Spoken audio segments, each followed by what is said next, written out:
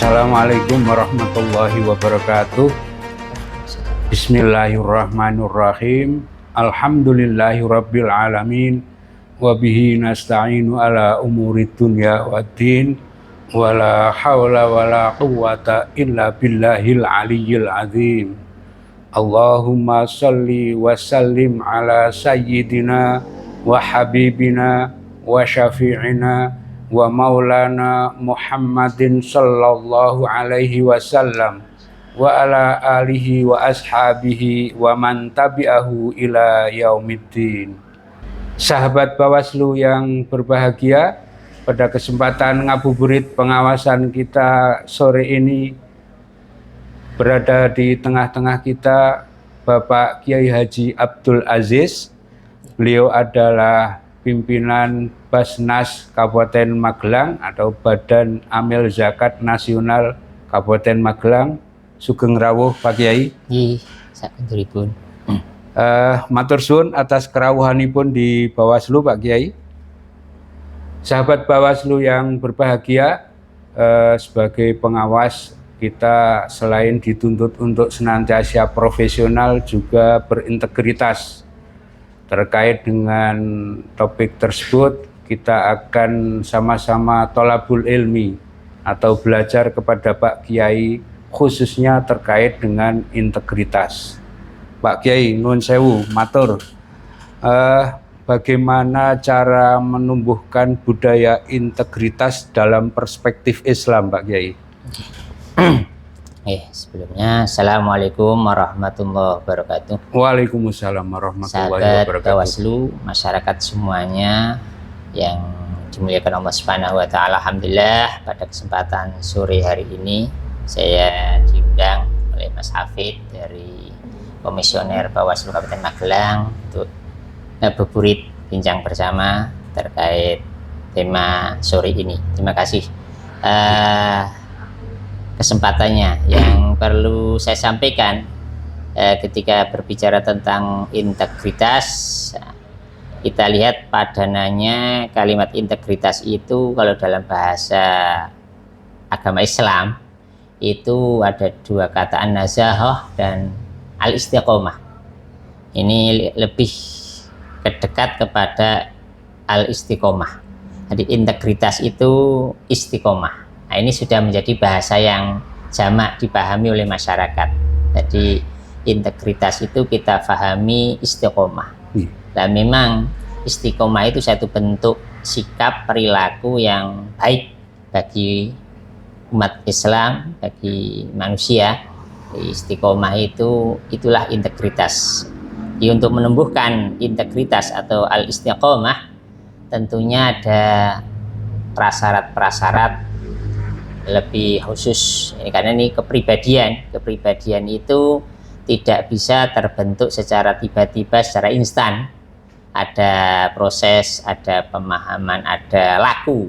Orang Jawa bilang ada laku. Nah, lakunya itu integritas dibentuk dari pribadi, bagaimana dia di keluarganya, bagaimana dia di dunia kerjanya, dan bagaimana dia di masyarakatnya. Itu akan terbentuk dari hal itu. Nah, tetapi tentunya pendidikan itu menjadi pokok. Istiqomah itu terbentuk dari pendidikan terdini keluarga. Ketika di keluarga itu ada teladan, ada sosok orang tua yang berintegritas, istiqomah dalam bekerja, artinya dia rajin, istiqomah dalam beribadah, dalam pandangan ibadah, istiqomah ketika dia berinteraksi dengan masyarakat, dalam artian misalnya di masyarakat kita itu ada budaya gotong royong. Oh, dia rajin istiqomah hadir di gotong royong, dia kerja bakti. Ya, itu akan terbentuk dari keluarga. Itu anak akan melihat gambaran utuh tentang integritas itu dari keluarga. Karena pendidikan terbaik ya keluarga. Dari gambaran istiqomah atau integritas itu bisa terbentuk dari level yang paling terkecil, yaitu keluarga. Ngaten. Iya, iya. Pak Kiai, kemudian relevansi atau kaitan keteladanan dengan integritas itu mohon diberikan perspektif atau gambarannya kalau dalam Islam seperti apa Pak Kiai?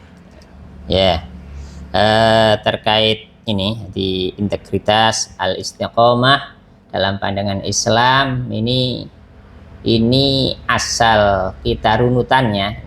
Nah, lebih orang sering memahami persoalan integritas itu ketika di dunia kerja, di relasi bisnis, atau di ruang-ruang publik.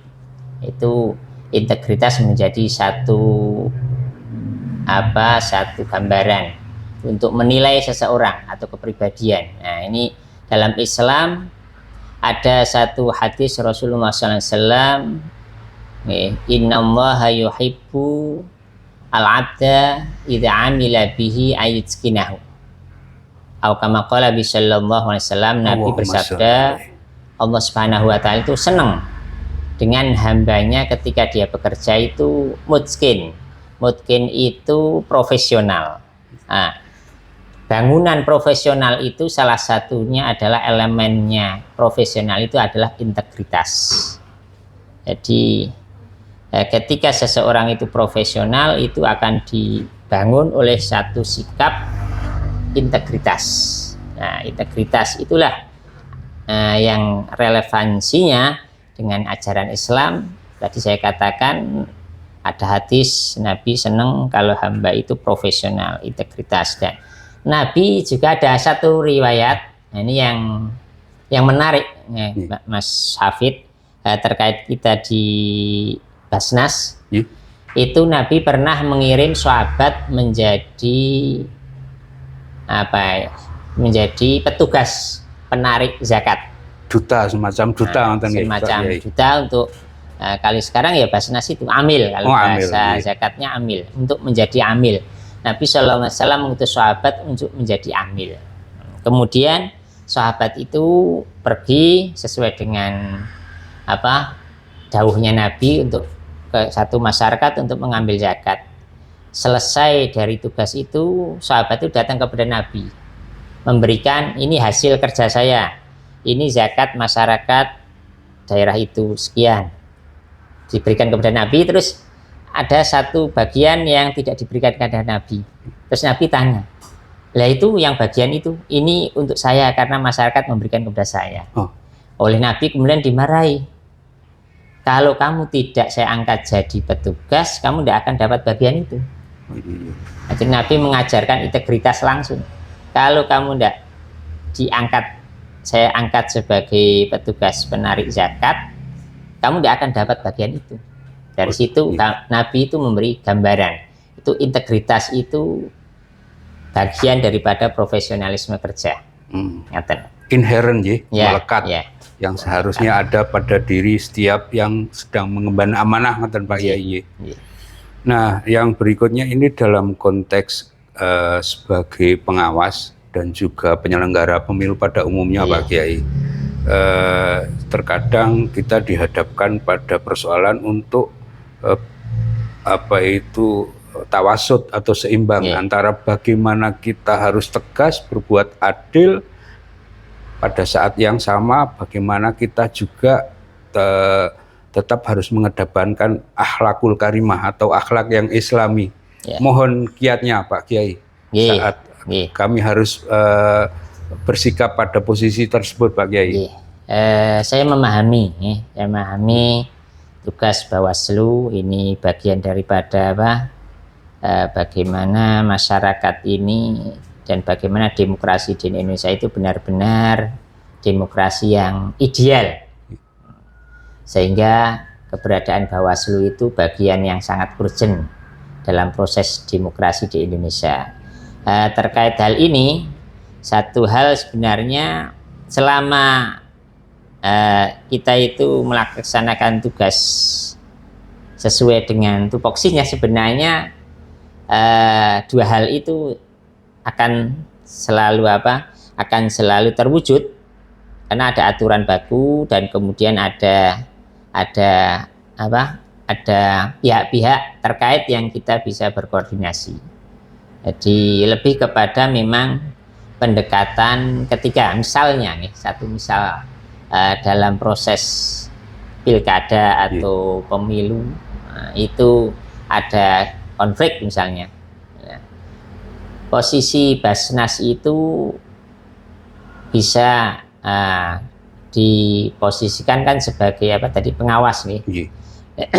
Satu hal yang perlu dikedepankan adalah bahwasanya petugas kepengawasan itu tidak kemudian menghukumi. Ibaratnya malaikat itu posisinya hanya mengawasi. Kalau dalam agama itu kan malaikat itu hanya ngawasi, nyatet, tetapi tidak punya kewenangan untuk hal yang lain. Jadi kalau itu dilaksanakan sebenarnya ya selesai sebenarnya. Artinya kemudian ranah konflik dengan masyarakat itu tidak akan terjadi karena posisinya kita itu malaikat kok.